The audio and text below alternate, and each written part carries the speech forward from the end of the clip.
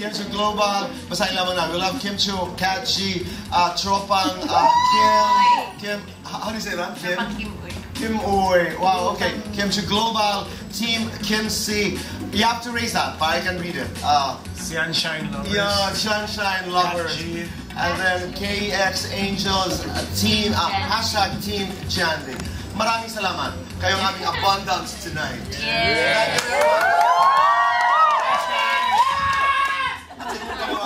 Isang malaking karangalan ang magkasama kayo sa isang pelikula. Naku, isang malaking karangalan, Tito Boy, na makabilang kayo sa mga stars. All you need is pag-ibig. Talagang yun nga lang kailangan natin sa buhay. I mean, that's my first question. Pag-ibig is all we need. Of course, Tito. Kasi kung wala kang pag-ibig, parang hindi buo yung buhay mo. Kasi isa siyang elemento sa buhay ng isang tao. Oh, it's what makes the world go round. Ika nga ng isang awitin, di ba? Dahil pag nagtatrabaho ka, bumabalik ka sa pag-ibig That's the reason why are you doing this? That's the reason why you sleep late at night. That's the reason na pupus-pusan sa trabaho. That's sa pag-ibig sa pamilya. Pero ikaw, Tito Boy, love mo si Madam Christy. That's true. That was a question I was asking when I was shooting the first.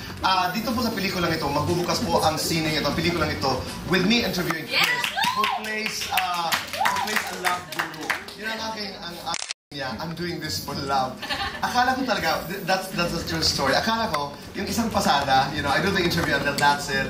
I was gonna go home dahil late na. Yung pala lahat ng angulo, dito, wala siya. Parang gano'n. At saka you have to say the same lines. Isang pruweba lamang, kaibigan, that it's not easy to be an actor. But congratulations. Okay, Pasko, Merry Christmas. Usapang regalo tayo. Kayo ba maregalong tao? Yes. And, medyo.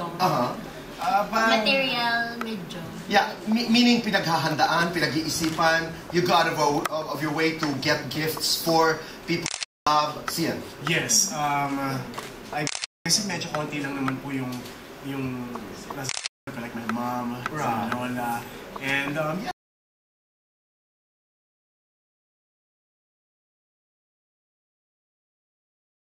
Me once a sculpture. I truly appreciated it.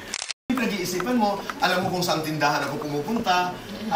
That's a lot of energy, a lot of time, and that's appreciated. And it feels really good to also do your research kasi nakikita mo yung tuwa ng taong pinabibigyan mo, no?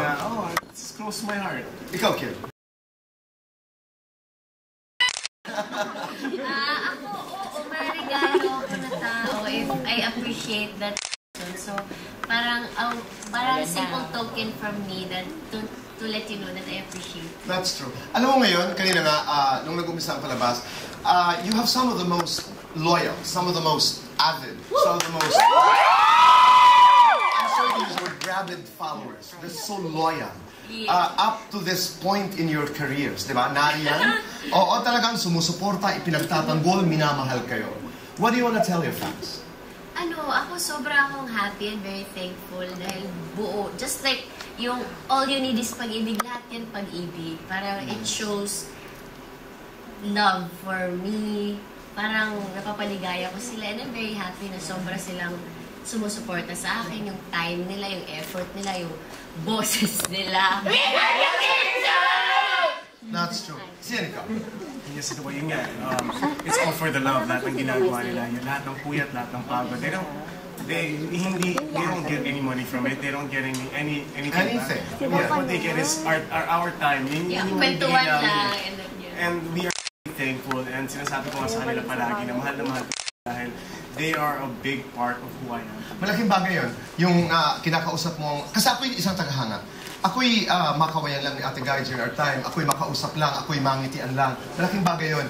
So, sa mga artista siguro, like you would say, we don't earn money by screaming, by shouting. Pero ang laking bagay talaga yung nahe-hello, nasasabihan kang salamat, I love you.